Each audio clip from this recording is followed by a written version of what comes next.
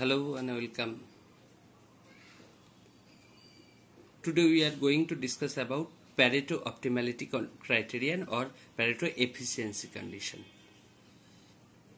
Pareto optimality criterion states that a consumer's welfare or utility cannot be rises without making others worsen. খুব সোজা কথাই বলতে গেলে কোনো একজনের ওয়েলফেয়ার বা ইউটিলিটি বাড়াতে গেলে অন্য একজন বা অন্যদের ইউটিলিটি বা ওয়েলফেয়ারকে কমাতেই হবে। এই সিচুয়েশনটাকেই আমরা বলছি প্যারেটো অপটিমালিটি কন্ডিশন। এই প্যারেটো অপটিমালিটি কন্ডিশনের ক্ষেত্রে আমরা ধরে নিচ্ছি যে প্রোডাকশন এর জন্য ফ্যাক্টরস যে আছে, ফ্যাক্টরস রিসোর্সেস আর কি, রিসোর্সেস ফর দ্য প্রোডাকশন, এই ফ্যাক্টরস হচ্ছে constant. Technology of production remains unchanged. এই সিচুয়েশনে অর্থাৎ প্রোডাকশন বা factor allocation of the resources remains unchange, সেই অবস্থায় কোনো কনজিউমারের ইউটিলিটি বাড়াতে গেলে অন্য কনজিউমারের ইউটিলিটি বা ওয়েলফেয়ারকে কমাতেই হবে, নতুবা প্যারেটো এফিসিয়েন্সি ক্রাইটেরিয়া ফুলফিল করবে না। তাহলে Pareto optimality criteria states that one consumer's utility can not be raises without another's utility worsen. এই সিচুয়েশনটা কি করে, এই প্যারেটো অপটিমালিটি ক্রাইটেরিয়ানটা এক্সপ্লেন করার জন্য আমরা 2x2x2 মডেলটা ব্যবহার করব। এই 2 মানে হচ্ছে 2 consumer. Let the consumer A and B, two goods, let goods are X and Y, and two factors of production, factors, let the factors are labor and capital. So now we are going to discuss about the Pareto optimality criterion with help of 2x2x2 model, where 2 stands for 2 consumer, 2 stands for 2 goods, and 2 stands for 2 factors of production. এই যে Pareto optimality criteria, এটা বোঝানোর জন্য আমাদের Edgeworth box ডায়াগ্রামের সাহায্য নিতে হবে। এজওয়ার্থ বক্স ডায়াগ্রামটা কিরকম?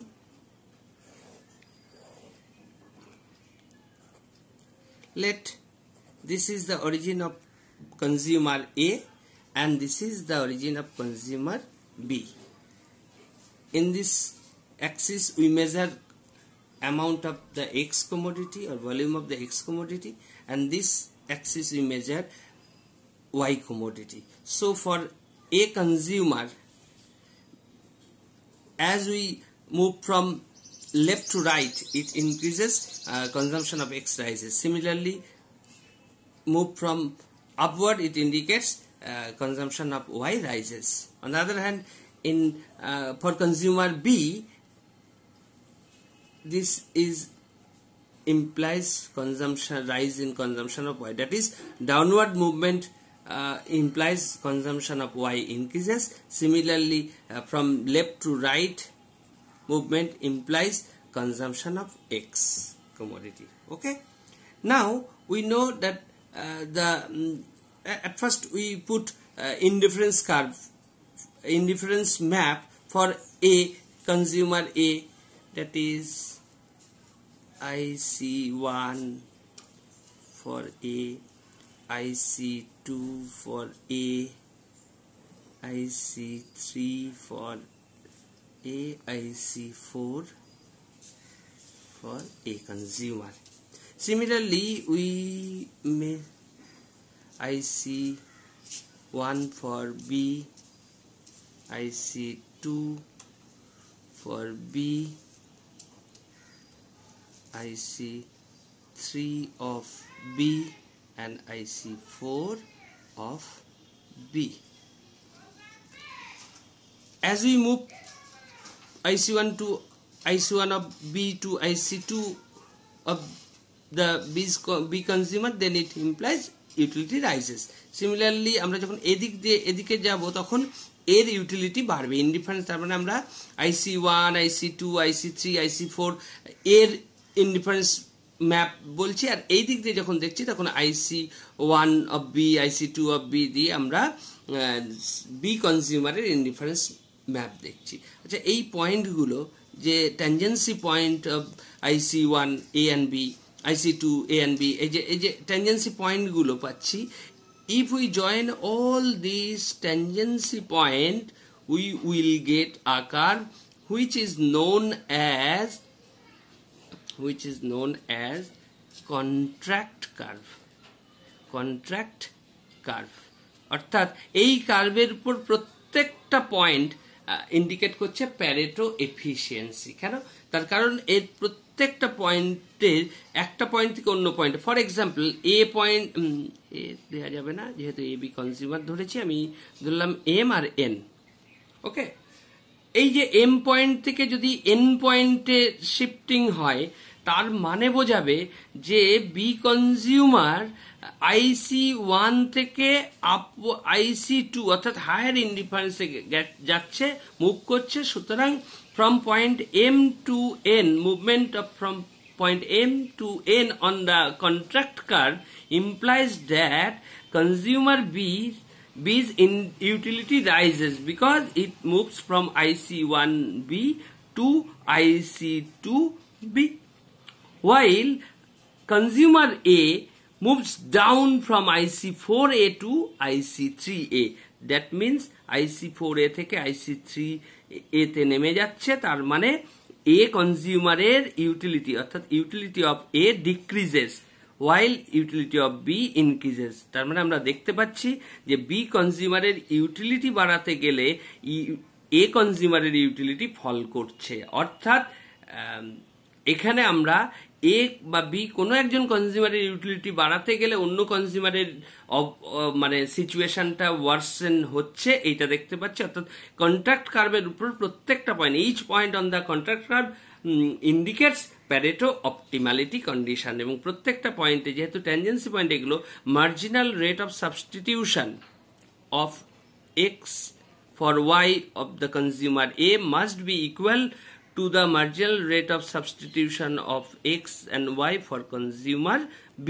This is the Pareto optimality condition.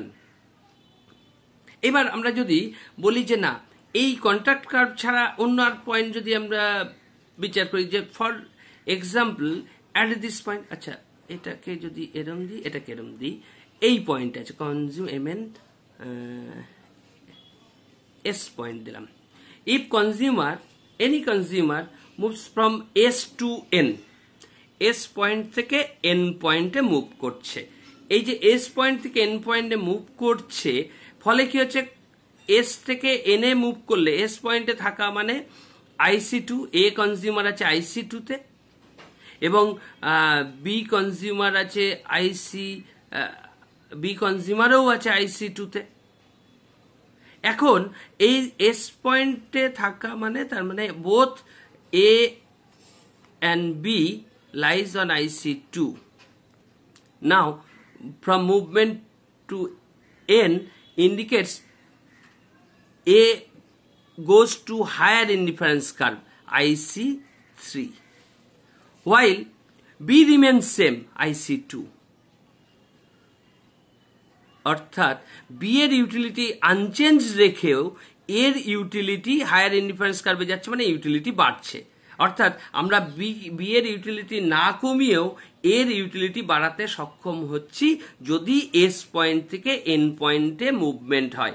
অর্থাৎ এস পয়েন্টটা প্যারেটো অপটিমাম নয়, কারণ এক্ষেত্রে কোনো একজন কনজিউমারের ইউটিলিটি বাড়ানো সম্ভব হচ্ছে without making others worse off. অন্যদের ইউটিলিটি না কমিয়েও বা স্থির রেখেও যেহেতু বাড়ানো সম্ভব হচ্ছে, ফলে S is not a Pareto optimum point. Okay, but each point on the contract curve which we get by the tangency point of the indifference curve between a consumer A and B. সেই যে contract curve এর উপর each and every point on contract curve indicates Pareto optimality or Pareto efficiency. তাহলে আমরা কি পেলাম যে contract কার্ভের উপর প্রত্যেকটা পয়েন্ট এফিসিয়েন্সি অন কনজাম্পশন এটা দেখাচ্ছে, বা efficiency of distribution among two goods X and Y. তাহলে এফিসিয়েন্সি ক্রাইটেরিয়ানটা কি দাঁড়াবে? এফিসিয়েন্সি ক্রাইটেরিয়ানটা আমরা বলতে পারি যে let's write as efficiency criterion for distribution of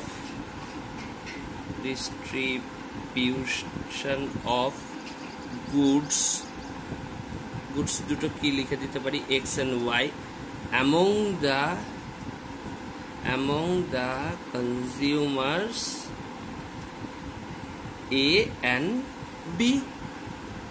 সেটা কি কন্ডিশনটা হচ্ছে যে marginal rate of substitution of X good for Y of the consumer A must be equal to the marginal rate of substitution of X for Y of the B consumer. This is the efficiency criterion for distribution of the goods among the consumers A and B.